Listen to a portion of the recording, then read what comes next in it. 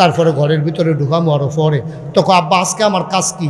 আমি যখন চুরি করতে যাবো তুই সাইড রাস্তার মোড়ে দাঁড়াই থাকবি, যদি দেখ যে কেউ আইতে আছে তুই শুধু কবি আইয়ে রে, আর কিছু কোয়ার দরকার নেই। হ্যাঁ তো দাঁড়াই রয়েছে। তার আব্বা ঘরের ভিতরে যখন ঢুকবে মাত্র মাথা দিছে, এমন সবাইতে সিলেন দিছে আইয়ে রে, আইয়ে রে কইছে। তারা বইটা দিছে দৌড় দিয়ে দুজনে রেল স্টেশন গিয়া ঘামতে ঘামতে খাড়াইছে। শাহাতলি রেল স্টেশন। তার বাহেজি গেতেছে, পুত্রে তোরে না কইলাম কেউ রে দেখলে কইবি যে আইয়ে রে, কারে দেখছ? ছেলেরা কানতে আছে, কারে দেখছ কস না, নাম কস না।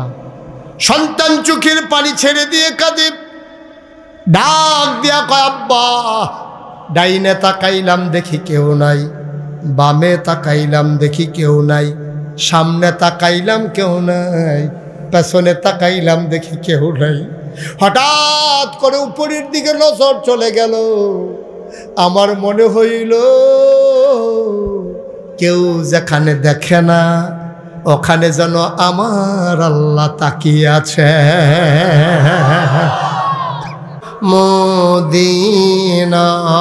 মদিনায় আশিক হইয়া পরদৌড় মাশুক তোমার মদিনায়।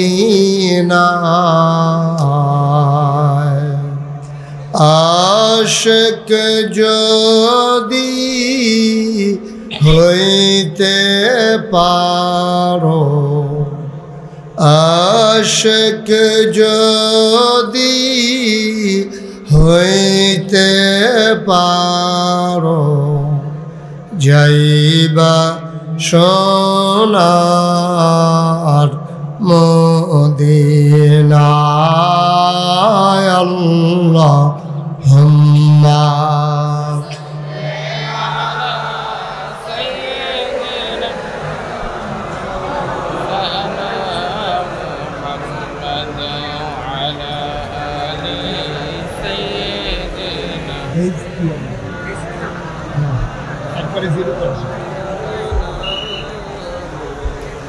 وعلى آل سيدنا مولانا لا إله إلا الله لا إله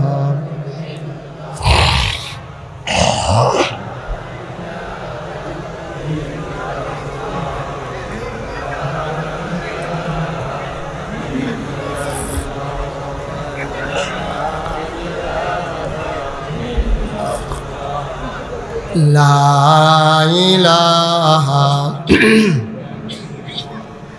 لا إله لا إله إلا الله محمد رسول الله صلى الله عليه وسلم اللهم صل وسلم وبارك عليه সবাই পড়ি আলহামদুলিল্লাহ, জোরে পড়ি আর জোরে। আল্লাহ তাবারক ওয়া তাআলার দরবারে আমরা লাখ কোটি শুকরিয়া জ্ঞাপন করছি, জেনে আমাদেরকে ঐতিহ্যবাহী ঐতিহ্যধন্য পূর্ব শাহতলী কেন্দ্রীয় জামে মসজিদ ও হিফজুল কোরআন হাফিজিয়া মাদ্রাসা এতিমখানার হাফেজ ছাত্রদের পাগড়ি প্রদান উপলক্ষে আজ 1 ফেব্রুয়ারি রোজ শনিবার বরকতময় দিন শেষে অন্ধকারের চাদর যখন পৃথিবী ঢেকে দিয়েছে, জানান দিয়েছে রাত হয়ে গেছে। আহা, একটা আওয়াজ কানে বাড়ি খা, আরো কমানে দিক দেয়া।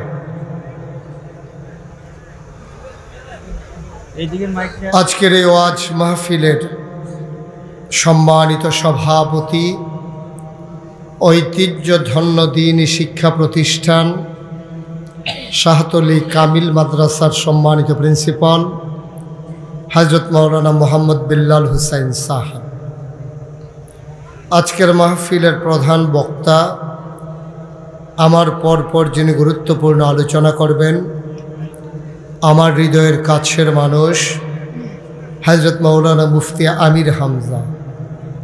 কথা বলেছেন হযরত মাওলানা দ্বীন ইসলাম চাঁদপুরি। আরও আলোচনা করেছেন মাওলানা মিজানুর রহমান মোল্লা।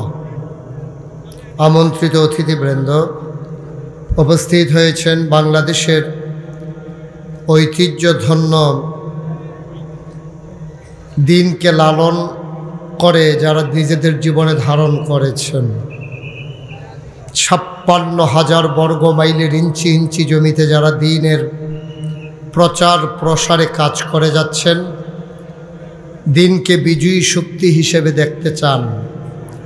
বাংলাদেশ জামাত ইসলামীর চাঁদপুরের জেলা আমির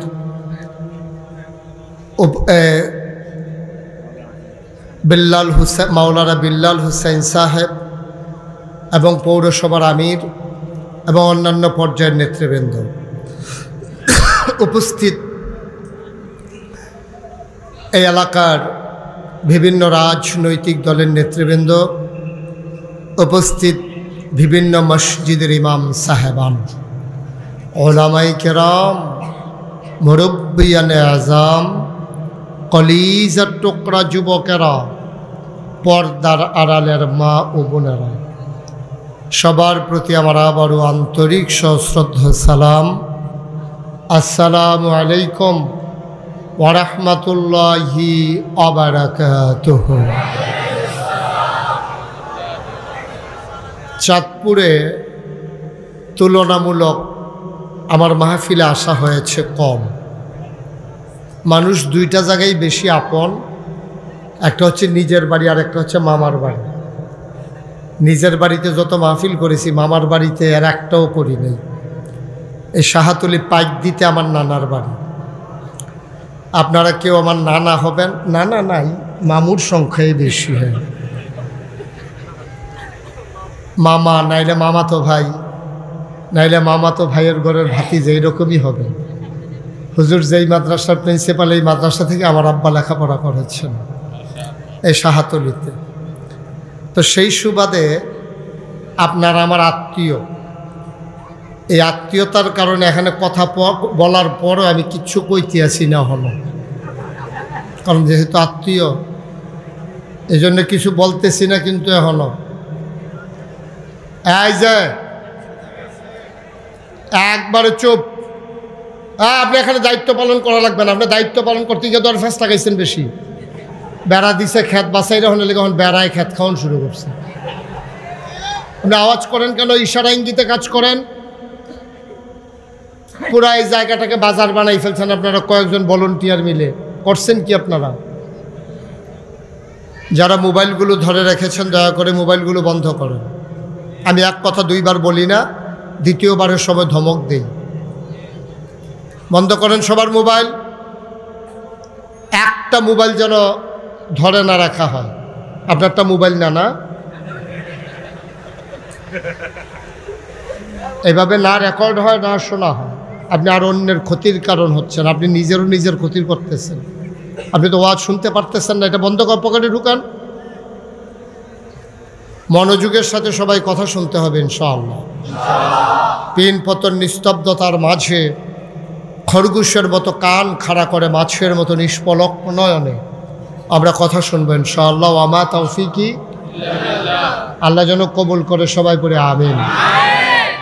বন্ধুগণ, লম্বা সময় কথা বলবো না, যেহেতু আমার পরে আরও দুইজন বক্তা আছেন। আমার পরে আরও দুইজন কথা বলবেন। তা আমি যদি লম্বা সময় নেই, ওনাদের জন্য ক্ষতির কারণ হবে। আপনাদেরকেও নির্ঘুম রাত কাটাতে হবে। আমি চেষ্টা করব কম সময়ের ভিতরে কিছু কথা বলার জন্যে, যেগুলো আমার জন্য দরকার এবং আপনাদের জন্য দরকার। আল্লাহ যেন কবুল করে, সবাই পড়েন আমিন। বন্ধুগণ, আল্লাহ তাবারক ওয়া তাআলা এই দুনিয়ার ভিতরে মানুষ বানানোর পরে মানুষকে একটা জীবন বিধান সংবিধান দিয়েছেন।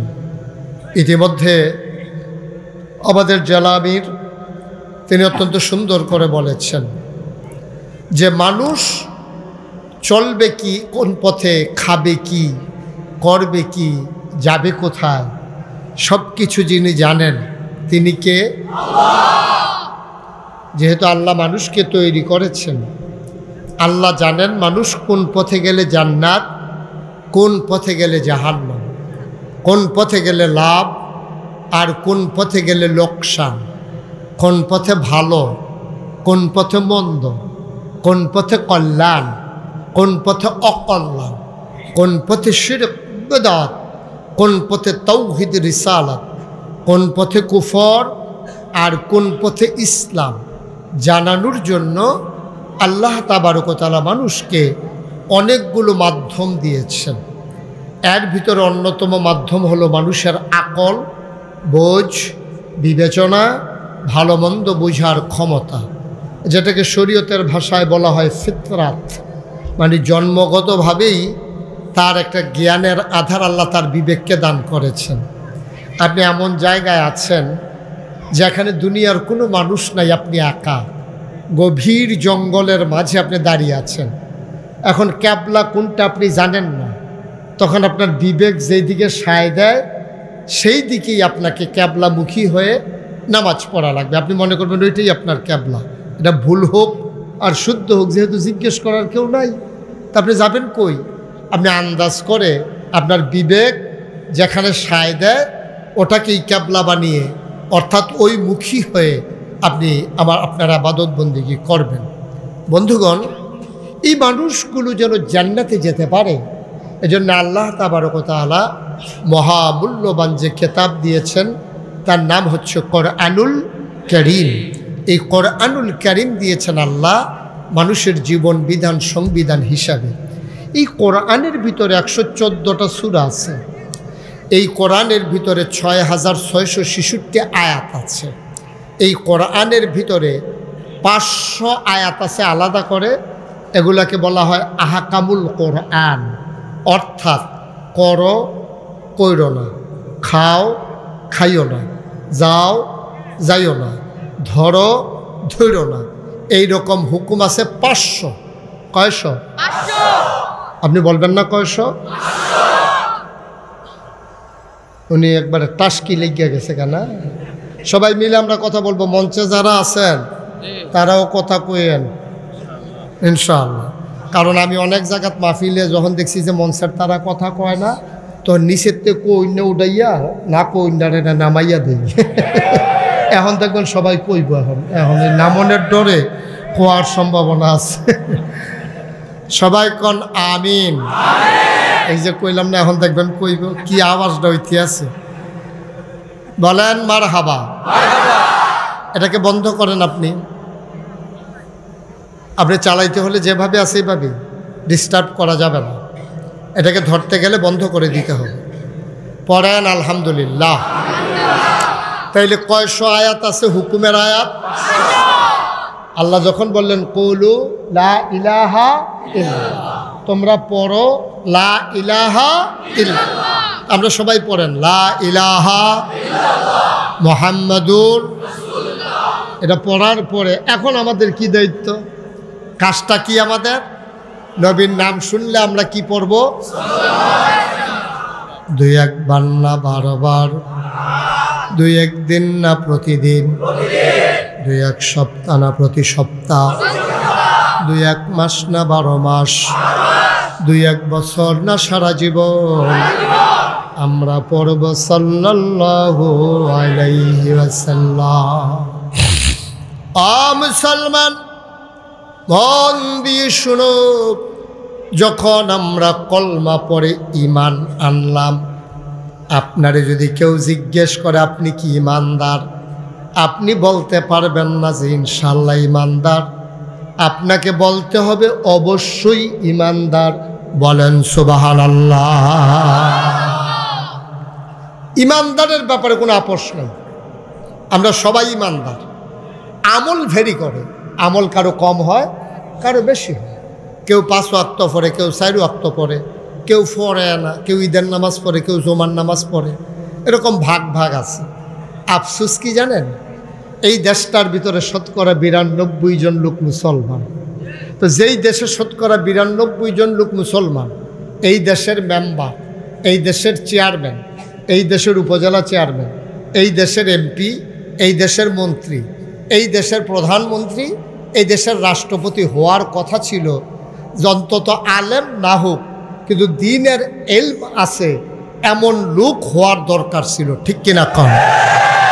কারণ আপনি শতকরা 92 জন লোককে চালাবেন, আপনি নিজেই যদি দিন না বুঝেন, ইসলাম না বুঝেন, ইসলাম না মানেন, তা আপনি এই গোটা মানবতা, এই পুরা এত বড় কি বলে জনশক্তি, 18 কোটি মানুষ, এই মানুষগুলোকে আপনি চালাবেন কেমনে? শতকরা 8 জন মানুষ হিন্দু, বৌদ্ধ, খ্রিস্টান, জৈন, পার্সি, নিগোষ্ঠী সব মিলিয়ে হইল শতকরা 8 জন। মানে 100 জনের ভিতরে 8 জন হইল কাফের, আর বাকি 92 জন লোক হইল মুসলমান। এখন মুসলমানের এমপি, মুসলমানের মন্ত্রী, মুসলমানের রাষ্ট্রপতি হওয়া দরকার ছিল দ্বীনের ব্যাপারে অভিজ্ঞ। এই ধারাটা ছিল আগে, কিন্তু বর্তমান জমানায় এসে দেখা গেছে যে যত বড় বাটফার হে হইল তত বড় নেতা, যে মিছা কথা কইতে পারবো বেশি হে হইল সবচেয়ে বড় নেতা। না শুধু ঠিক না তো, আপনারা তো আবার চা স্টলে বইয়ে বইয়ে প্রশংসাও করে, আমদার যে এমপি বেড়া একটা কয় কিতা করছে, বেড়া কয় আনতেও পারে খাইতেও পারে, মনে হয় যেন তার বাহির দিনের আর কি। হ্যাঁ ঠিক কিনা খাও? মুসলমানের নেতা হওয়ার কথা ছিল পরহেজগার, আল্লাহওয়ালা, আর সেই জায়গায় হয়ে গেছে সিটার আর বাটফার। তা আমরা কেমনে সুখ পাবো কন? আমরা শান্তি পাবো কেমনে কন? আল্লাহ বইলা এখনো আমাদেরকে বাঁচাই রাখছে, ঠিক কিনা কন? আমার দেশের মন্ত্রী, এমপি এই জানাজার নামাজ আর ঈদের নামাজ, এই দুইটার মাঝেও পার্থক্য করতে শিখে নাই, ঠিক কিনা কন? দেখবেন যে 5 ওয়াক্ত নামাজ পড়লে পড়বে, না পড়লে নাই। জানাজার ভিতরে দেখবেন নেতা আইসা হাজির। এটা হইলো একটা ভোটের মাধ্যম। মনে করে যে জানাজায় গেলে তাইলে তার আত্মীয় স্বজন তখন মনটা দুর্বল আছে, তো পরে কইতে পারবো আমি তো আপনার ফুতের জানাজা তো গেছি, তোমার বাপের জানাজা তো আমি গেছি, তো আমি এখন নির্বাচন করতে আসি, তোমরা একটা দায়িত্ব আছে না। এই বুদ্ধি কইরা হেরা দেখবেন 5 ওয়াক্ত নামাজের খবর নাই, জানাজার ভিতরে সবার চাইতে আগে এসে হাজির। এবার আপনারা চাঁদপুর দক্ষিণ, এই চাঁদপুরের মানুষ অধিকাংশ হইল পরহেজগার মানুষ। আমাদের এলাকায় বাড়ির সামনে এমনভাবে বাউন্ডারি করা নাই, কিন্তু আমি নানার বাড়িতে যখন আসতাম তখন দেখতাম যে একেবারে সুপারি গাছের বাইল দিয়ে হইল, নারিকেল গাছের ডালা দিয়ে হইল, আপনার কোনো মতে পুরান টিন দিয়ে হইল, তার একটা বাউন্ডারি দেয় যেন মহিলাদেরকে দেখা না যায়। কিন্তু আপনার পর্দার ব্যবস্থা আছে বাংলাদেশে এই দক্ষিণ অঞ্চলে, কিন্তু ওইদিকে চাঁদপুর, নোয়াখালী, লক্ষ্মীপুর এলাকাগুলোতে, কুমিল্লা, ব্রাহ্মণবাড়িয়া, বরিশাল এগুলোর সাথে তো বেশি, এই অন্তত এই এলাকায় পর্দার ব্যবস্থা ভালো। বরিশালের কথা তো তারা তো লঞ্চে আইতে যাইতে কেড়ায় কার লোকে ঘুমাই দিচ্ছে খবরও নাই। দেখা গেছে যে এই রাইতের বেলা লঞ্চের ডেকের ভিতরে যার জন্য ঘুমাইতেছে, কার মাথা কার ফাও কি একটা কারবার যাইতে আছে। এই হিসাবে চাঁদপুরের তারাও কিছু অংশ পাইছেন আপনারা, হ্যাঁ, যারা ওই লঞ্চে যাতায়াত করে আর কি। এই লঞ্চে যাতায়াতের কারণে পর্দাপুশিদার সাংঘাতিক ব্যাঘাত ঘটে আমার দৃষ্টিতে। কারণ ডেকের ভিতরে যখন পুরুষ মহিলা সারা রাত তো আর জেগে থাকা যায় না, এই কারবারটা হয়ে যায় যে এই খলত মলত হয়ে যায়, পুরুষ মহিলা ভেদাভেদ রাখা যায় না। কিন্তু এই চাঁদপুরের মানুষ, নোয়াখালী, লক্ষ্মীপুরের মানুষ আলেম প্রিয়, এবং এখানে আলেমও বেশি, ইসলাম প্রিয়। কিন্তু আপনি আফসুস খেয়াল করে দেখবেন ঈদের নামাজ কারে কয়, জানাজার নামাজ কারে কয় বুঝা না। ওই যে জানাজা পড়বো যে নেতায় 5 ওয়াক্ত নামাজ পড়লে পড়বো, না পড়লে নাই। এলাকাত মানুষ মারা গেছে, এলাকার এজেন্ট ফোন দিছে, স্থানীয় যে নেতা ফোন দিয়ে কয় ওই যে অমুকে তো মারা গেছে, যে বুটের বাক্স লইয়ে দৌড় দিছিল আপনার লেগিয়া, এতে তো মারা গেছে। কোথায় না কি কয়, কত তো যাও না লাগে, যেহেতু তো বাক্স লইয়ে দৌড় দিছে, তা তো সাংঘাতিক মান্যত করছে, যে ফইটা ফাও ভাঙছিল হেতে নি কয় হেতে। এখন এইবার রওনা দিছে ঢাকার থেকে আসতে গিয়া তারা হুড়ার লাগিয়া ওই যে আপনার দাউদকান্দির দিক দিয়া নতুন যে একটা রাস্তা হয়েছে ওইটা দিয়া রওনা দিছে আইসা সিরাটস, হ্যাঁ হ্যাঁ, ওই দিক দিয়ে আসার সময় সে জ্যামে পড়ে গেছে। এখন জানাজা হইল বাদ জুহর, সে এখনো মতলব আইসা বুঝতে পারে নাই, এদিক দিয়ে জুহরের নামাজ হয়ে গেছে। কর্মীর এদিক দিয়ে ধমকাইতে আছে তাড়াতাড়ি তাড়াতাড়ি আইয়েন। এখন হ্যাঁ তাড়াতাড়ি করে রওনা দিয়ে আইসা যখন বাবুরহাট আসছে তখন কয় যে জানাজা কিন্তু দিয়ালাইতে আসি, কয় বাবুরহাট আইসা পড়ছি সামান্য একটু, এই কর্মীরা গিয়া সেটা হুন্ডা লইয়া দাঁড়াই রয়েছে, আন্যা বেড়ারে দাঁড় করাই দিছে। এবার আপনাদের বিবেকের কাছে আমার প্রশ্ন, যেই লোকটা উড়ালের উপরে আইতে আছে হে মাঝে গাড়িটা দাঁড় করাইয়া 10 মিনিটের লেগে জুহরের নামাজ পড়ছে? কথা কন, যেটা বুঝে তোর এটাই কন পড়ছে? তার কি অজু আছে? তার তো এরকম সাংঘাতিক বিপদের ভিতরে দিয়াতে কোনো মতে আইয়া সেটা জানাজায় খাড়াইছে, মাইক দিছে, কথা কইছে আল্লাহু আকবার, জানাজার দাঁড়াই গেছে। আর জানাজার ভিতরে আল্লাহু আকবার আছে কয়বার? কথা কানা দেখি কয়বার? তো 4 বারের ভিতরে প্রথমবার হাত নাভির নিচে বাঁধা, তারপরে বাকি 3 বার হাত আর উঠানো নাই, এটা হলো জানাজা। তো এই লোক মনে করছে জানাজার ভিতরে যেহেতু রুকু নাই সেজদা নাই, আর এটা যেহেতু আল্লাহু আকবার ইমাম সাহেব বারবার কয়, হ্যাঁ যতবার আল্লাহু আকবার কইছে অতবার আতালগি দিছে। এখন আতালগি দিছে পরে লগে দিয়ে এক মুরব্বী ছিল, সেই লোকের আগে মুহ কিছু কথা আটকাইতো, এখন দাঁত ফোড়ার কারণে আর কথা আটকায় না, যে যেটা উচিত কথা এটা হ্যাঁ কইয়েই না, সে সাফা দিয়েও রাখতে পারে না, মুখ এখন ডিল হয়ে গেছে গাহের। হ্যাঁ কইতেছে ও আপনি কি জীবনে জানাজার নামাজ পড়ছেন না? কয় কী হয়েছে? আপনি বারবার আপনি আতালগি দিতে আসেন, কী শুরু করছেন আপনি? দেন না নমুনা কী করে সবাই কেমন করতেছে? তো হ্যাঁ খুব লজ্জা পাইছে, মনে মনে কয়ার লেগে তো আইতাম চাই না। তারপরে সপ্তাহখানেক পরে হইল ঈদ। সপ্তাহখানেক পরে কি? ঈদের নামাজের ভিতরে বেশতি তাকবীর আছে 6টা। কয়টা? এটার ভিতরে কি আল্লাহু আকবার কইলে দৈরা রাহন নালগি দেওয়া? যতই ইমাম সাহেব আল্লাহু আকবার করতে আরো সিফা দিয়া ধরে। জানাজা শেষ হয়েছে পরে কপাল খারাপ তো ওই বুড়া বেড়া লগে দিয়া পড়ছে আবার ঈদের নামাজের পরে। হেবাড়া কয় কিও আপনি কি ঈদের নামাজও ইচ্ছেন না? কয় কি সমস্যা কি? কারণ যদি সবাই আতালগি দিয়েছে আপনি ধরে রাখছেন, কথাটাই কইয়েন না। জানাজা তাইয়া আলগি দিয়ে যেই বিপদও পড়ছিলা সেই দিনে নিয়ত করছি কেডা আতালগি দেয় নামাজের ভিতরে দেখা যাইব। এই হলো বাংলাদেশের নেতা, ঠিক কিনা বলে? এই যদি হয় নেতার নমুনা, তাইলে কর্মীর নমুনা কেমন? এবার আর হিসাব মিলানো লাগে না, এমনিই জবাব পাওয়া যায়। মুসলমান মন দিয়ে শুনো রে ভাই, আল্লাহ তাবারক ওয়া তাআলা দুনিয়ার ভিতরে মানুষ বানানোর পরে এমনে এমনে ছেড়ে দেন নাই। কোন পথে গেলে জান্নাত, কোন পথে গেলে জাহান্নাম, কোন পথে গেলে লাভ আর কোন পথে গেলে লোকসান, কোন পথে ভালো কোন পথে মন্দ, কোন পথে কল্যাণ কোন পথে অকল্যাণ, কোন পথে শিরক বেদাত, কোন পথে তাওহীদ রিসালাত, কোন পথে কুফর আর কোন পথে ইসলাম জানানোর জন্যে যুগে যুগে আমার আল্লাহ 3টা জিনিস মানুষকে দান করেছেন। 1 নম্বরে আকল, 2 নম্বরে আসমানি কেতাব, 3 নম্বরে নবী। যুগে যুগে যেই নবী আর নবীদের ক্রমধারায় সবার শেষ সবার সেরা যিনি নবী আপনার নবী, নবী মুহাম্মদুর রাসূলুল্লাহ সাল্লাল্লাহু আলাইহি ওয়াসাল্লাম। বলেন সুবহানাল্লাহ। বন্ধুরা আমার, ভাইরা আমার আল্লাহ রাব্বুল আলামিন এই নবী এবং রাসূল পাঠাইলেন। এই নবীরা মানুষদেরকে ডেকে ডেকে দ্বীনের পথে নিয়ে আসলেন। মানুষগুলোকে যখন ডাকলেন, আল্লাহ রাসূল সাল্লাল্লাহু আলাইহি ওয়াসাল্লাম একটা মানুষের সকল দিক তিনি সুন্দরভাবে গড়ে তুলতে চাইলেন। খুব খেয়াল করে মনোযোগের সাথে শোনেন। একটা মানুষের কয়েকটা দিক। 1 নম্বরে ব্যক্তি জীবন, 2 নম্বরে পারিবারিক জীবন, 3 নম্বরে সামাজিক জীবন, 4 নম্বরে অর্থনৈতিক জীবন, 5 নম্বরে রাজনৈতিক জীবন, 6 নম্বরে ইন্টারন্যাশনাল রিলেশন। সেটা হলো মানুষের সাথে মানুষের সম্পর্ক, আন্তর্জাতিক পর্যায়ে মানুষের যে সম্পর্ক, এটা হলো ইন্টারন্যাশনাল রিলেশন। বলেন সুবহানাল্লাহ। তাহলে 1 নম্বরে ব্যক্তি জীবন। এখন ব্যক্তি জীবনে ইসলাম আছে নাকি নাই? কথা কন জুড়ে কইন একটু। ছেলে ছেলে বসা, ওমাতে দোকানটা খুললে সারছি না, কয় বাহি দেন। ওয়াজটা শুরু করছি না, হাতে উঠটালেছি কি রে, তাই মনে করছে অন্য হুজুর। সিফা দিয়া বইয়া থাও, তুমি নমুনা দেখতেছো না কি যাইতে আছে? হ্যালো,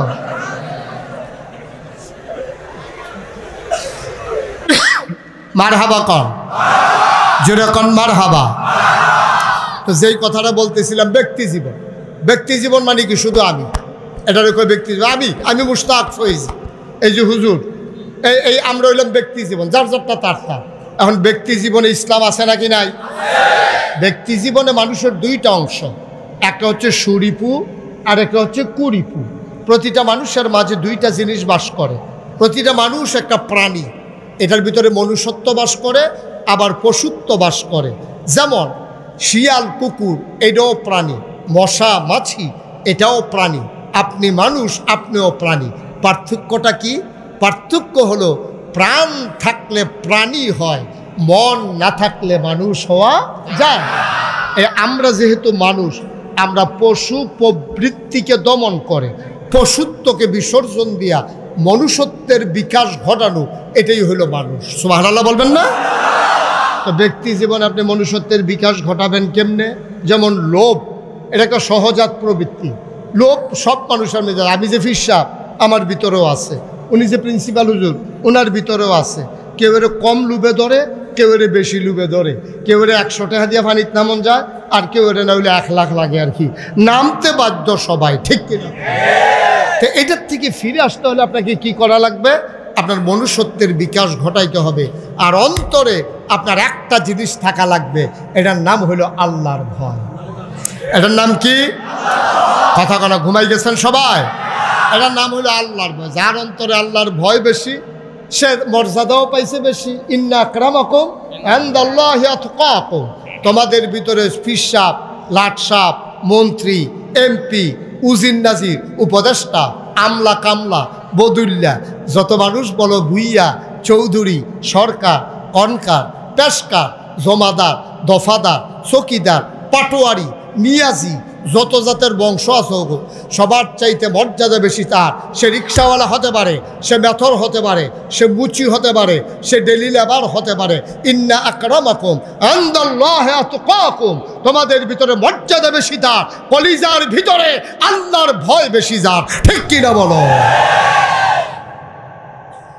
তোমার অন্তরে আল্লাহর ভয় আছে তো তোমার মর্যাদা আছে। আর তুমি ফিরসাব, কত ফিরসাব বেড়া দেখবি হাসরাই লইব কিয়ামতের ময়দানে, গামছা লাগাইয়া হাসরাইতে থাকবো, মুড়িদের আসাইয়া থাকবো। এইরকম হবে, অনেক মুড়িদ জান্নাতে চলে যাবে, পিসাব পরে থাকবে হাসরের ময়দানে, জান্নাতে যাওয়ার কাছেও যাইতে পারবে না, ঠিক কিনা কন? কারণ মুড়িদরে সারা জীবন খালি কইছে আল্লাহ বাবা এই দুনিয়া ছাড়ো, দুনিয়া ছাড়ো, আল্লাহ ধরো, আল্লাহ ধরো। তো মুড়িদে তো হুজুরের কথা অন্য দুনিয়া ছেড়ে আল্লাহ ধরছে, আর ফির সাহেবে দুনিয়া এমন ধরা ধরছে, 1 গ্রাম সাইডা জমিন কিনতে কিনতে আরেক গ্রামও গিয়া ঢুকছে, ঠিক কিনা কও? তাহলে আপনি কইলেন কি, করলেন কি? আপনি বললেন কি আর করলেন কি? ওই যে আমরা নেতাটার মতো, দেখছেন না, 5ই আগস্টের আগ পর্যন্ত টেলিভিশনটা খুললে, পত্রিকার পৃষ্ঠাটা খুললে একবার খালি ডাক দেয়, আসো খেলা হবে। আরে বেড়া, তুই যে কইতাছ খেলা হইব, তোর শৈলের নমুনা তুই চিন্তা করতি না? তোর যে ওপেন হার্ট সার্জারি হয়েছে, তোরে খেলা করার লাগে দুইজনে দৌড়া। হেতে যে কদম দেয়, পাও হালায় একখানো পরে গিয়ে আরেকখানো, হ্যাঁ হেতার ফ্যান বেড়াইয়া দুলে, হেতে ব্যালেন্স নাই। হেই লোকটা মঞ্চ বেড়াইয়া লইয়া ফুটেছে কেউ পুরইয়া, হেই লোক যদি কয় খেলা হবে, সেতুটনের কথা না কোনছেন? হ্যাঁ খেলা হবে ডাকে, তো প্রত্যেক দিন কি আর ডাক ভাল লাগে? ফলাফান একদিন যখন নাম বেলাইছে পলে আর বাইক গেছে, ফলাফান কেরা প্রত্যেক দিন সহ্য হয়? ফলাফান হলো খেলুন না, হেতান দিলে কয় খেলা হবে, তাই ফলাফানে কত আইয়েন খেলা হবে, কইয়া নাম বেলাইছে পরে হেতে নাই। এখন এক সাইডটা গোল উঠে আছে, হাতে রং সাইতে আছে, কই থেকে রং চাই কি ভাল লাগে, ভালো জানে নাউজুবিল্লাহ বলবেন না? আমরা কইলো কি বললো কি? এখন আমরাও তো এই নমুনা। আমরা দেশের অনেক ফিরসাব আছে দেখবেন, অনেক সুন্দর সুন্দর নেতা আছে, কথা কয় এত সুন্দর ফেরেস্তার মতো, কিন্তু কাজ করে শয়তানের চাইতে আরো খারাপ, ঠিক কিনা কও? ডাক দিয়া কয় মদিনার সনদ অনুযায়ী দেশ চলবে, তুমি এদিক দিয়ে মুখে কও মদিনার সনদ অনুযায়ী দেশ চলবে, ওই দিক দিয়ে তুমি আলেম ওলামা দিয়ে জালখানা ভরে ফেলছো, ঠিক কিনা কও? তো মদিনার সনদ তুমি বাস্তবায়ন করবা কারি দিয়া? তুমি আলেম ওলামারে জালখানায় ঢুকেছো, তোমরা কি তামাশা কম করছো? তোমরা যখনই দেখছো তোমাদের বিরুদ্ধে কথা যায়, বিশুদ্ধবারে ফোন করেছেন ইমাম সাহেবরে কইয়া দিছে, হুজুর আমরা অন্য হুজুর লইয়া লাইছি, আপনি আরেকটা চাকরি চাইয়া লাইয়েন। হেই বেড়া মনে করছে 30 তারিখ বেতন পাইলে বউয়ের একটা কাপড় কিনা দিব, নিজে একটা লুঙ্গি কিনবো, সুইটার সেটার হাফ প্যান্ট কিনবো, ফরক কিনবো, হ্যাঁ দুগুলো আটা কিনবো। আর এই টাইমে ফোন গেছে যে হুজুরের চাকরি নাই, মাসের হইল 29 তারিখ, 30 তারিখ বেতন পাওয়ানোর কথা, হুজুরে যে একটা আহা কইয়া চিল্লান দিছে, এই আটা কি তুমি সহ্য করতে পারছো নি? ঠিক কিনা খাও? আল্লাহর নবী কয় যার উপরে জুলুম করা হয় তারে কয় মাজলুম, যে জুলুম করে তারে কয় জালেম। আল্লাহর নবী কয় লা হিজাবা বাইনাহু ওয়া বাইনাল্লাহ, আল্লাহর মাঝে মাজলুমের মাঝে কোনো পর্দা নাই।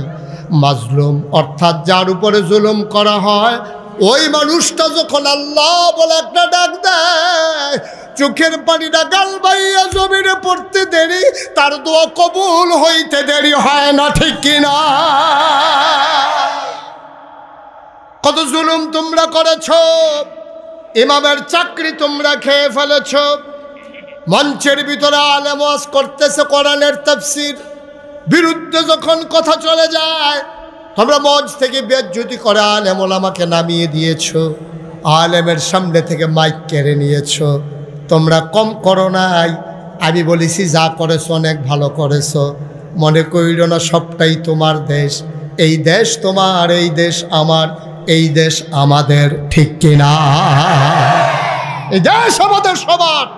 মন চাইলে বাধা দিবা, মন চাইলে ইমামতি রাখবা, মঞ্চ চাইলে মঞ্চ থেকে বেজ্জতি করে নেবে দেবা। মনে রাখবো যেদিন গেছে একেবারেই গেছে, আর যদি বাধা আসে, বাধা আসবে তো লড়াই হবে সমানে সমান, ঠিক কিনা?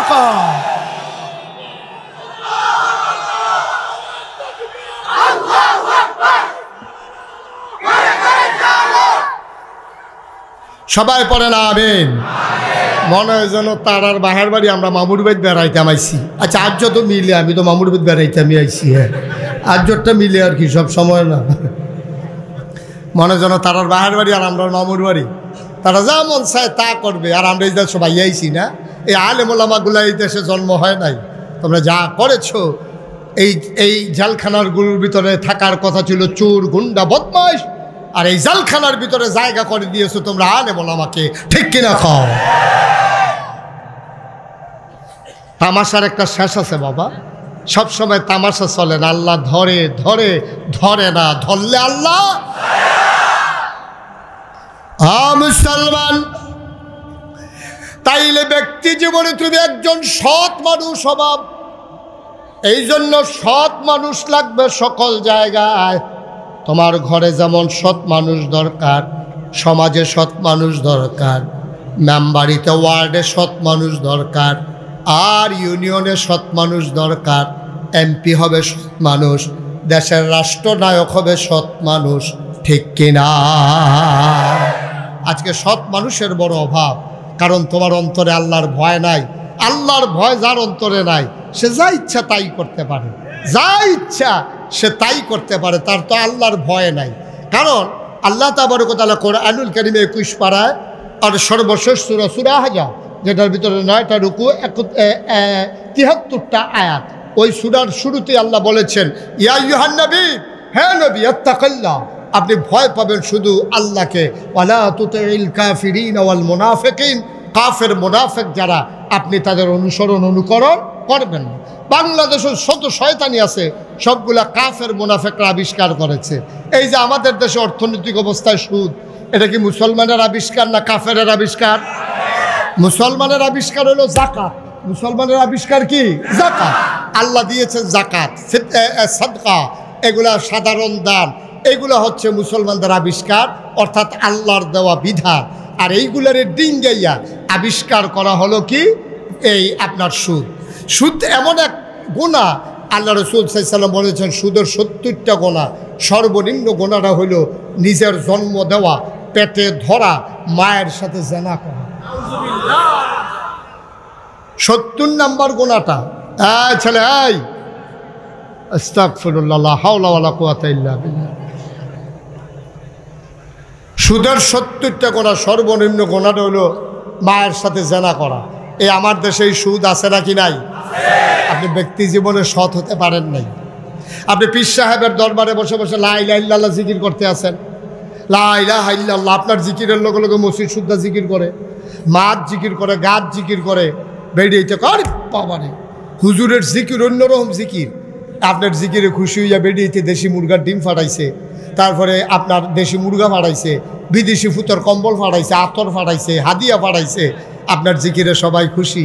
আপনি জিকির করতেছেন হরদুমছে, আপনার জিকিরের সময় এমন আওয়াজ হয় কারবার ঘোড়াই ফেলতেছেন আপনি। এমন সময় যার কাছে সুদের টেহা লাগাইছেন হেতে মসজিদের বাইরে আইয়া করতেছে, ভাই সুদের টেহারা লইয়া ইসলাম কই আইতাম, হেবার লা ইলাহা ইল্লাল্লাহ, মসজিদের ভিতরে আইয়াল্লাহ। আপনি দিক দিয়ে লা ইলাহা ইল্লাল্লাহ কইতে আছেন, আবার সুদের টেহা লইয়া মসজিদের ভিতরে আইয়াল্লাহ ওনের লেগে ডাকতে আছে। আপনি কেমন পরহেজগার, আপনি কেমন নাকামি শুরু করছে।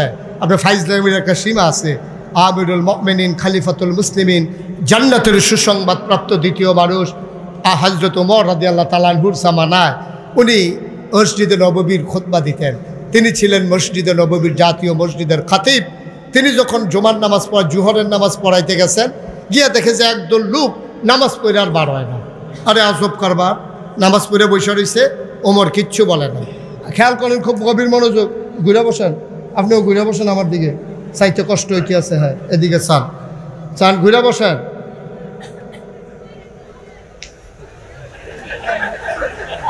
কথা কন যাবে না, আমিন কর। এখন যেই কথাটা বলতেছে খুব খেয়াল, কোন কথাটা বলতেছিলাম মনে আছে কি? হযরত ওমর, মনে নাই? হযরত ওমর মসজিদের ভিতরে জুহরের নামাজ পড়ে বাড়িতেছে, দেখে যে একদল লোক বইয়া রইছে। উনি আর কিচ্ছু বলেন নাই। আসরের সময় গিয়ে দেখে আবার এই লোকগুলা বসে রয়েছে, নামাজ পড়ে আর বের হয় না। মাগরিব হয়ে গেল, এবারও বের হয় না। এশা হয়ে গেল, এবারও বের হয় না। ওমর ডাক দিয়েছে, এদিকে আসো, বাড়ি গো। কয়ামেন, কয়ামেন থেকে আসছো কবে? হয়েছে এই কয়েকদিন। কত মসজিদের ভিতরে কি করো? জুহরের পরেও দেখলাম বের হও না, আসরের পরেও বের হও না, মাগরিবের পরে আসার পরে বের হও না, খাও কই? যে আমরা যে আল্লাহ বিল্লাহ করি, জিকির আজকার করি, আমরা আল্লাহর উপরে ভরসা করে আল্লাহ বিল্লাহ করতে আসি। এইটা দেখা পাশের বাড়ি থেকে মানুষজন আমাদের জন্য খাবার পাঠায়। হযরত ওমর শক্ত ধমক দিলেন, বলতেছো তাওয়াক্কালতু আলাল্লাহ, অথচ ভরসা করে রয়েছে হেতারা বাড়ির ডেক্সির দিকে। হেতারা রান্না ফাটাইলে তুমি খাইবা, নাইলে নাই। তুমি বলতেছো আল্লাহ ভরসা। তোমার কেই হুকুম দিছে যে তুমি কামাই রোজগার বাদ দিয়া মসজিদে বৈশা বৈশা ওই অন্য মানুষ খাবার দেবে এই আশায় তোমারে বসে বসে জিকির করার জন্য অনুমতি কে দিছে? নামাজ শেষ হয়েছে, ফান্তাশিরু ফিল আরদ, তুমি জমিনে বের হয়ে যাও। জমিনে বের হয়ে তুমি চাষাবাদ করো, তুমি কৃষক চাষাবাদ করো, তুমি ব্যবসায়ী ব্যবসা করো, তুমি দোকানদার দোকানদারি করো, তুমি অফিসে চাকরি করো, অফিস করো, তুমি হুজুর তুমি মাদ্রাসায় ডিউটি করো। তোমার কে দায়িত্ব দিছে? জুহরের পরে বৈশা রইছো মসজিদে, আসরের পরেও বৈশা রইছো মসজিদে, মাগরিবের পরেও বৈশা রইছো মসজিদে। তুমি কামাই রোজগার করো কখন? তুমি খাও কোত্থেকে? কইছে মাইনসে দেয়, আল্লাহর উপরে ভরসা করে বইয়া রইছি।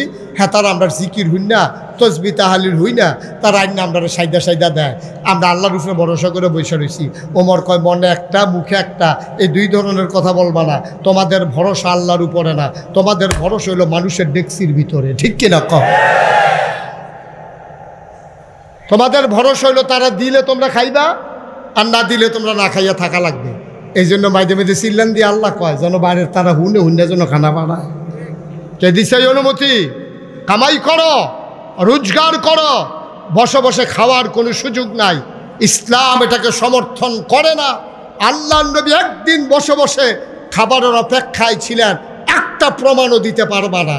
আল্লাহ রসুল সাল্লাল্লাহু আলাইহি ওয়াসাল্লাম তিনি পরিশ্রম করেছেন, তিনি কষ্ট করেছেন, তিনি নিজে মেহনত করেছেন, মানুষের বাড়িতে কাজ করেছেন। ওই ইহুদির কাছ থেকে তার কূপের পানি উঠাইয়া তার থেকে সামান্য খেজুরের বিনিময়ে তিনি দায়িত্ব পালন করেছেন। তিনি পরিশ্রম ছাড়া একবেলাও খাইতে চাননি, তিনি বসে বসে সময় কাটাননি। মুসলমান ব্যক্তি জীবনে তুমি সৎ হও, তুমি সোনার মানুষ হও, আল্লাহর ভয় তোমার অন্তরে জাগিয়ে নাও, তাইলে তুমি হয়ে যাবা সোনার মানুষ। আল্লাহ তাবারক ওয়া তাআলা কয়া আইয়ুহান নবী, হে নবী, আত্তাকিল্লাহ, আপনি ভয় পাবেন আল্লাহরে। এখানে একটা চিকন কথা আছে। কেন আল্লাহ বললেন আল্লাহকে ভয় পাওয়ার জন্য? কেন বললেন না তুমি ভয় পাবা পীর সাহেবকে? কেন বললেন না মাকে ভয় পাবা? কেন বললেন না আব্বাকে ভয় পাবা? কেন বললেন না সমাজপতিকে, রাজনীতির নেতারে ভয় পাবা? কেন বললেন আল্লাহকে ভয় পাবা? যদি আল্লাহ বলতো এই শাহাতলির মানুষ তোমরা ভয় পাবা নাগাইশের পীর সাহেব মুশতাক ফয়েজিরে, তাহলে আপনারা পাহারা দিতেন। কোন সময় মুশতাক ফয়েজি আসবে? বছরে আসবে একবার, থাকবে 3 ঘন্টা।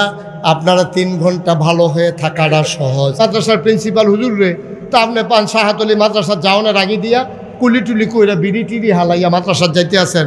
আল্লাহ কইছে হুজুর ডরানের লেগিয়া, এর লেগিয়া বিড়ি টিড়ি সব বাজারের আগে বিড়ি হালাই দিয়ে রেললাইন ফাড়নের আগে বিড়ি মিড়ি হালাইয়া গুস্তিংটি টুস্তিংটি সাইডা দিয়ে সবাই সুযোগ হইয়া আরো, কারণ হুজুরের সামনে ফুটে যাবে গা।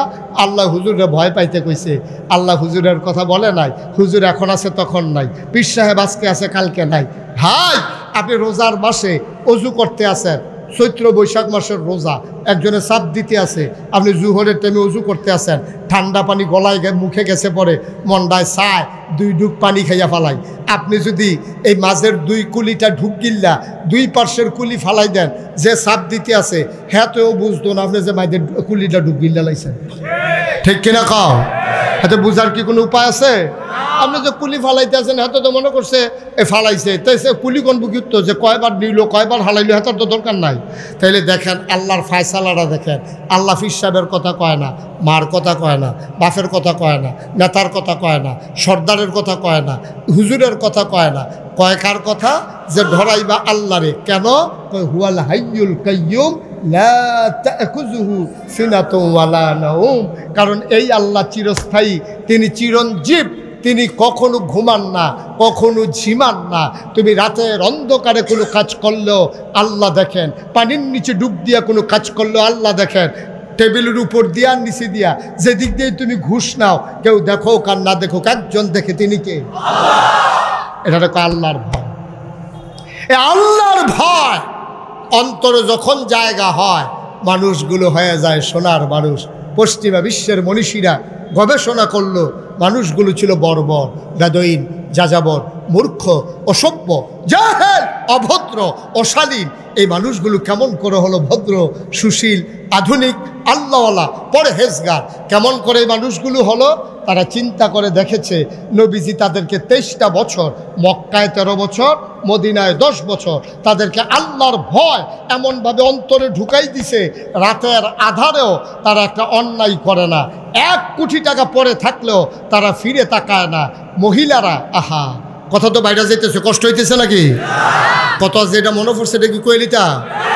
হযরত উমরের জামানায় এক মহিলা নাকে ফুল, কানে দুল, গলায় মালা, হাতে বালা, একেবারে স্বর্ণ মুদ্রা নিয়ে রওনা করছে মরুভূমির মাঝ দিয়া।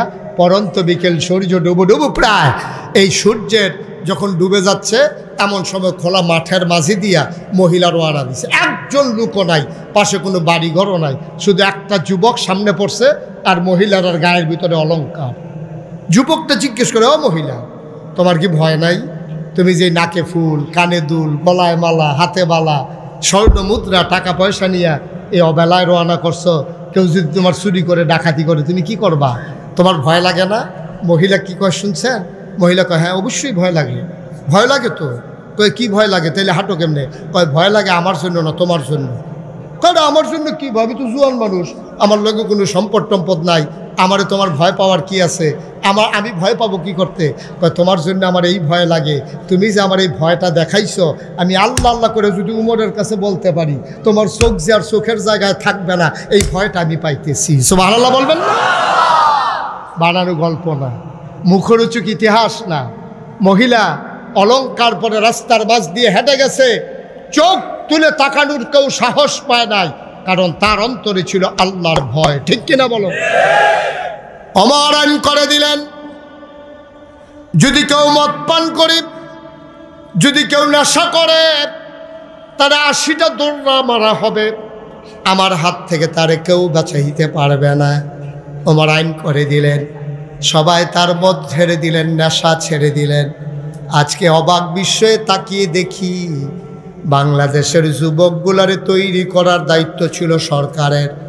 আজকে সরকার আমার যুবকগুলারে পরিকল্পিতভাবে আজকে ধ্বংস করে দিয়েছে, ঠিক কিনা? পরিকল্পিতভাবে নেশার সামগ্রী একবারে সহজ করে দিয়েছে। হাত বাড়াইলেই নেশার জিনিস পাওয়া যায়। ফেন্সিডিল, ইয়াব্বা, আঞ্জাদিয়া গাঞ্জা খায় আমরা ফলাফল, ঠিক কিনা? কও, যা মন চায় তাই করে, যা মন চায়। এই যুবকদের সামনে নেশার সামগ্রীগুলো তুলে ধরা হয়েছে। ভাই, আপনি খেয়াল করে দেখেছেন এই যুবকগুলারে গড়ে তুলবেন আপনি, আর আপনি এগুলো ডেস্ট্রয় করে দিচ্ছেন, ধ্বংস করে দিচ্ছেন। লেখাপড়া তো ঝেটিয়ে পিটিয়ে আপনাদের এলাকার উনিও তো যেই কারবার কইরা দিছে, লেখাপড়ারে বেড়াত লাগাই দিছে। সাদ্দর বিছানি শিহায়, সাদ্দর কেমনে টান টান করে বিছান যায় এইটা শিহায়, আলুর ভর্তা কেমনে বানায় শিহায়, ঘর কাজ ঝাড়ু দেয় কেমনে এটা শিখায়। মনে হয় যেন আমরা বেরিয়ে আগে ঘর ঝাড়ু ছাড়া হত্যা রয়েছে। সাদ্দর তো বিছাইতে পারছো না, সাদ্দর থুবাইয়া এটারে বালিশ বানাইয়া হত্যা আসিল আগের তারা। সাদ্দর বিছানো শিখায়, তারপরে আলুর ভর্তা বানানো শিখায়, তারপরে আপনার কিভাবে রান্না বান্না করা লাগবে এইসব শিখায়। অথচ মনুষ্যত্বের বিকাশ ঘটানোর জন্য, আল্লাহর ভয় অন্তরে তৈরি করার জন্য সব ডেস্ট্রয় হয়ে গেছে, ধ্বংস হয়ে গেছে। মাদ্রাসা শিক্ষার তো একবারে গজব করে দিচ্ছে। মাদ্রাসা শিক্ষা কিচ্ছু নাই, কিচ্ছু ছিল না মাদ্রাসা শিক্ষায়, সব কিছুকে ধ্বংস করে দেওয়া হয়েছে। ছেলে মেয়েদেরকে কিভাবে অবাধে বিচরণ করা যায়, কিভাবে তাদের বেহায়াপনা আরও বাড়ানো যায়, লজ্জা শরম কেমনে ভেঙে দেওয়া যায়, এগুলো পরিকল্পিতভাবে শেষ করে দেওয়া হয়েছে। মানব চরিত্রকে ধ্বংস করে তাদেরকে ধ্বংসের দ্বার প্রান্তে পৌঁছে দিয়েছে, ঠিক কিনা বলেন? যে উমরের কথা বলছিলাম, কথা মনে আছে তো নাকি?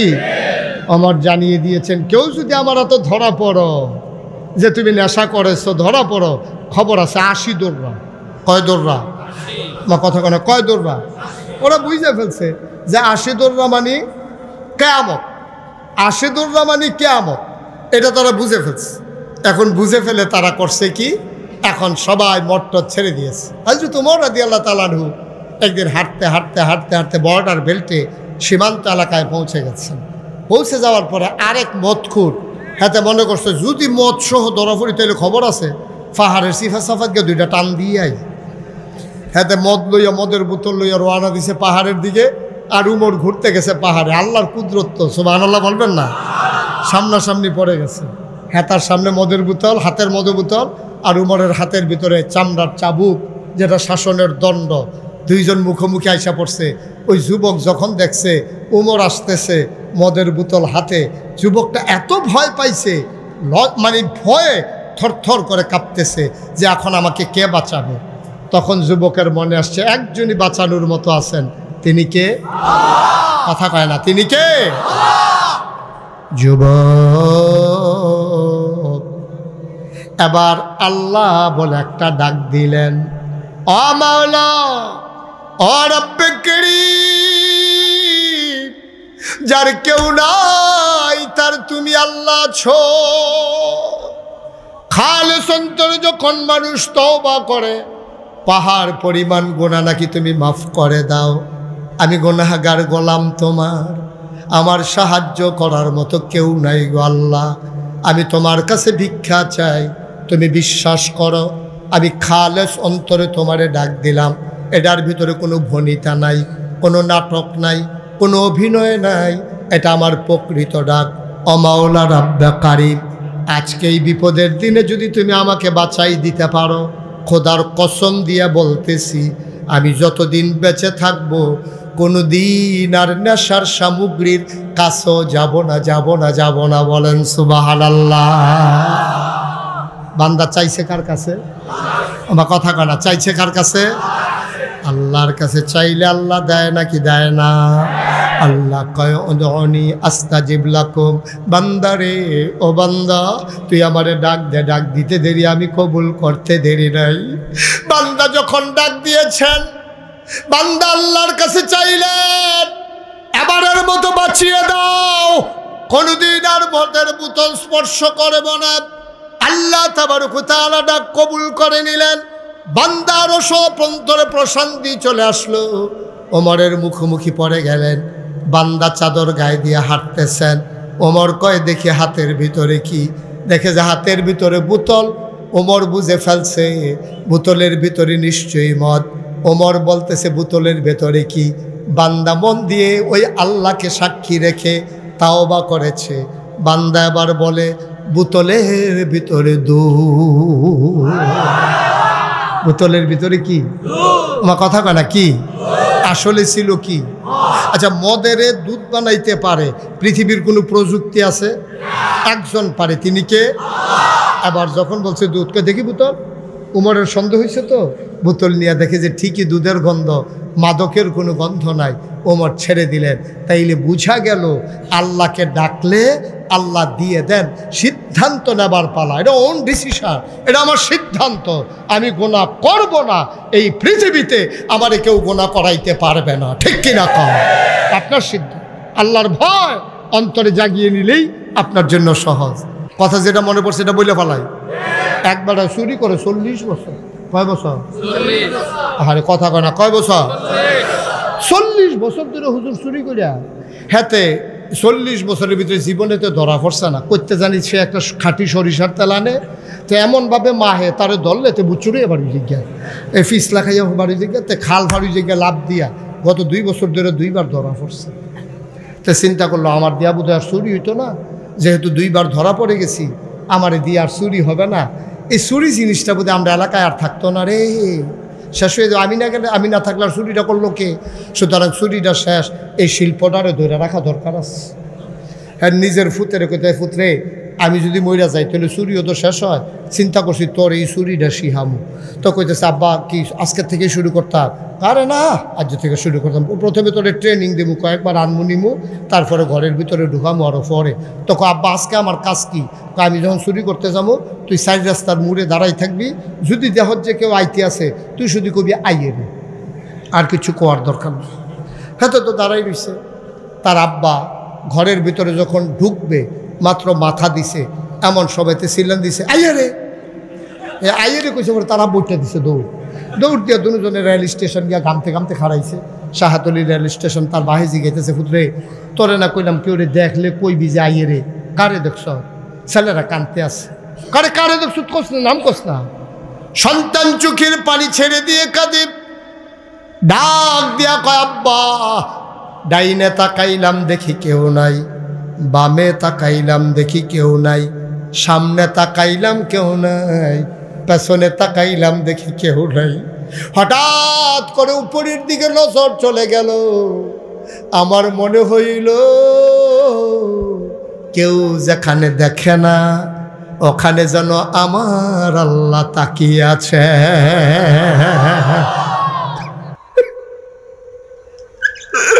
আমার মনে হইল আমার আল্লাহ যেন তাকিয়ে আছে। এই জন্য আমি চিৎকার করেছি। এবার সন্তানকে জড়াইয়া ধরছে বাবা কান্দে আর কয় 40টা বছর চুরি করলাম, চৌকিদার পাহারা দিলাম, পুলিশ পাহারা দিলাম, ঘরের মালিক পাহারা দিলাম, কোনোদিন আল্লাহর কথা মনে আসলো না। তোরে আইনা ভালোই লাভ হইছে, আজকে তুই আমার আল্লাহ চিনাই দিস। বাপ্পাটা কাতে ধরে ধরে বাড়িতে যায়। মহিলা দৌড়াইয়া বেরো হয়ে আসছে। আজকে কি চুরি করছেন দেন। বাবা কান্দে আর কয়, স্বামীটা কান্দে, কয় ও বিবি আজকে মহামূল্যবান একটা জিনিস চুরি করেছি। কয় দেন না, কি জিনিস? কানের জিনিস না গলার মালা না হাতের বালা? এবার চোর ডাক দেয়া কয় বিবি গো, কানের দুল, হাতের বালা, গলার মালা কিচ্ছু আনতে পারি নাই, তবে মহামূল্যবান একটা জিনিস আনছি। কই রাখছেন? কইরা যে কোনো জায়গায় রাখা যায় না, এটা রেখেছি আমার অন্তরের ভিতরে লুকিয়ে।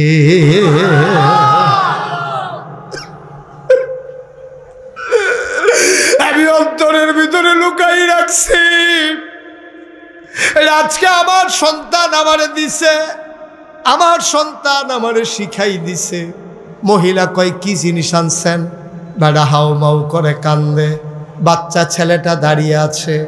এবার লোকটা ডাক দেয়া কয় বিবি 40 বছর চুরি করলাম, কোনোদিন আল্লাহ কারে কয় চিন্তাও করলাম না। আজকে তোমার ছেলে আমারে আল্লাহ চিনাই দিছে। আমি আল্লাহ চিনে ফেলছি। আমার অন্তরের ভিতরে আজকে আল্লাহর ভয় জেগে গেছে। আমার এই সন্তান আমারে ফিরিয়ে এনেছে, যা করলাম সবই ভুল হয়ে গেল, আর কোনো দিন এই কাজ না। কারণ যতই মানুষের চোখ ফাঁকি দেই, একজনের চোখ ফাঁকি দেওয়া যায় না, তিনি আমার আল্লাহ, ঠিক কিনা? তাহলে অন্তরে ভয় থাকবে কার? জোরে কথা কন, কার?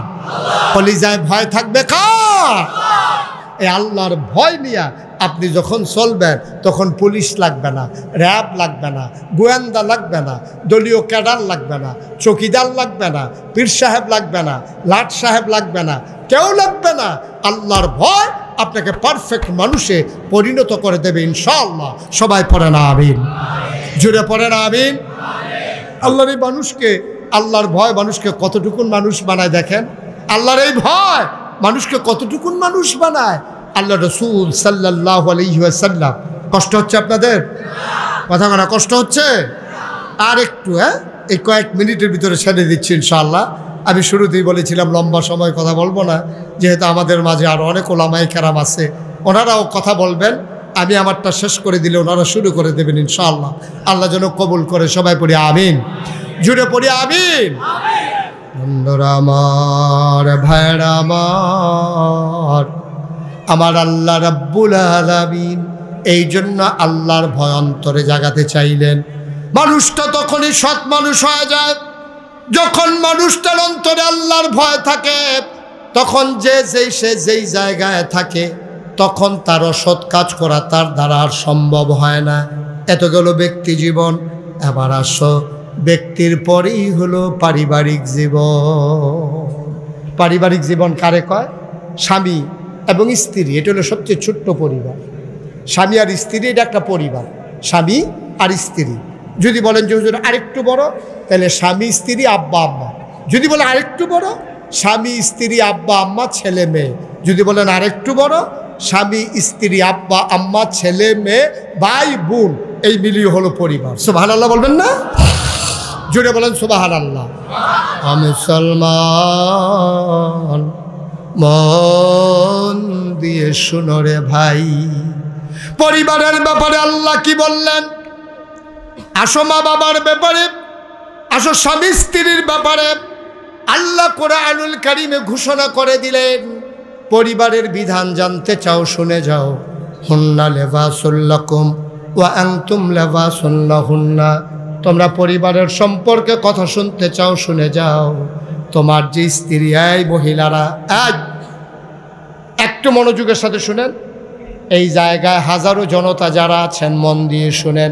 আল্লাহ কয় হুন্না লিবাসুল লাকুম, এই পুরুষেরা তোমাদের জন্য মহিলারা হইল গায়ের পোশাকের মতো।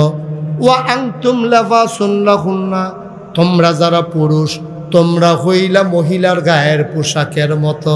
বলেন সুবহানাল্লাহ। কি সুন্দর উদাহরণ দিয়েছে দেখছেন।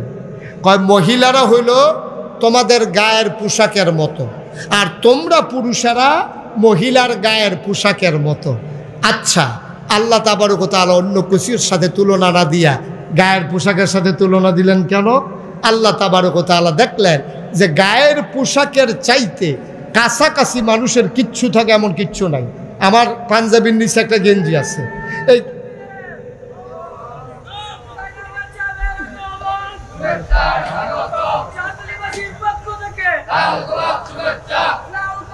আচ্ছা ঠিক আছে, ওকে, আর লাগবে না, হয়েছে। হ্যাঁ, সবাই করেন আমিন। আমার ভাই ইনশাআল্লাহ চলে আসছেন। তারপরে ইনশাআল্লাহ এই 2-1 মিনিটের ভিতরে আমি ছেড়ে দিচ্ছি ইনশাআল্লাহ। আল্লাহ যেন কবুল করে। সবাই পড়েন আমিন। জুড়ে পড়েন আমিন। আরও জুড়ে। তো যেই কথাটা কই হুজুর, কই আসেন না? হ্যাঁ, থাকেন সাইয়েন আবার নিজান গা। আমিন কর, জোরে কর। তা আল্লাহ কি বললাম? এই কথাটা যেটা বলতেছি, এই আয়াতটা এই 2টা কথা বলেই আমি শেষ করে দেব। হুন্না লিবাসুল লাকুম ওয়া আনতুম লিবাসুন লাহুন্না। আল্লাহ বলছেন সব মহিলা যারা, তারা হলো পুরুষের জন্য গায়ের পোশাকের মতো। ওয়া আনতুম লিবাসুন লাহুন্না, আর তোমরা পুরুষেরা মহিলাদের গায়ের পোশাকের মতো। এটা কেন তুলনা দিলেন? যে আমার পাঞ্জাবির নিচে একটা গেঞ্জি আছে, এই গেঞ্জিটা আমার সাথে যেমন করে জড়িয়ে আছে, আর কোনো জিনিস আমার সাথে এমন করে জড়িয়ে নাই। তাইলে গায়ের পোশাকের সাথে আল্লাহ এই জন্য তুলনা দিয়েছেন, তোমরা স্বামী স্ত্রী পরস্পর পরস্পরের গায়ের পোশাকের মতো। খুব মনোযোগের সাথে শুনেন। কয় গায়ের পোশাক তিনটা কাজ করে। একটা হলো মানুষের লজ্জা ঢেকে রাখে। আমাদের পোশাক আমাদের লজ্জা স্থানগুলো ঢেকে রেখেছে, কথা কি বুঝতেছেন? তো গায়ের পোশাক মানুষের লজ্জা ঢেকে রাখে, 1 নাম্বার। 2 নাম্বারে গায়ের পোশাক মানুষকে আরাম দেয়। 3 নাম্বার, গায়ের পোশাক মানুষের ইজ্জত বাড়ায়। ঠিক কিনা কন? এই জন্য স্বামী স্ত্রীকে গায়ের পোশাকের সাথে তুলনা করা হয়েছে। পুরুষ মহিলার, মহিলা পুরুষের, ইনস অ্যান্ড আউট, প্রকাশ্য গোপন, যত গোপন গোপন জিনিস আছে, স্ত্রী স্বামীরটা গোপন রাখে, স্বামী তার স্ত্রীরটা গোপন রাখে। স্বামী ঘুমাইতে গেলে তার লুঙ্গি কোথায় উঠে যায়, তার নাক কেমন ডাকে, তার অবস্থা কি, এটা কেউ জানে না, স্ত্রী যতটুকুন জানে। এটা আমি জানি না, উনি আমারটা জানে না, আমারটা উনি জানে, কিন্তু আমার স্ত্রী সব জানে। ঠিক কিনা কন? আমি যে নাক ডাকি, যেহেতু আমার দাম্পত্য জীবনে স্বামী স্ত্রী একসাথে ঘুমোতে যায়, তখন স্বামীরটা স্ত্রী জানে, স্ত্রীরটা স্বামী জানে। তাইলে এটা গোপন, এই ইজ্জত আর লজ্জা, কাপড় যেমনে নিজের ইজ্জত ঢেকে রাখে, লজ্জা ঢেকে রাখে, ঠিক স্বামী স্ত্রী একজন আমরা আরেকজনের লজ্জা ঢেকে রাখবো। কিন্তু আফসোস কি